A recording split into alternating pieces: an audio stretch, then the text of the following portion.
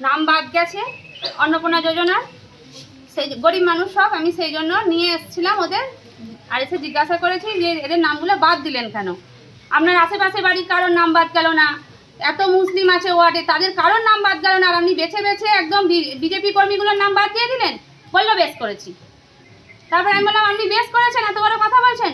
বললো আমাকে বললো গলা ফাটাবে না, অত গলা ফাটাবে না, আমি তোমার দাঁড়াও তোমার মজা দেখাচ্ছি, দেখো তোমার কি অবস্থা করি, বলে ধাক্কা মেরে ফেলে দিয়ে তারপর বলছে কি অকথ্য ভাষায় গালিগালাজ করছে, মানে সে ভাষা মুখে আনা যায় না।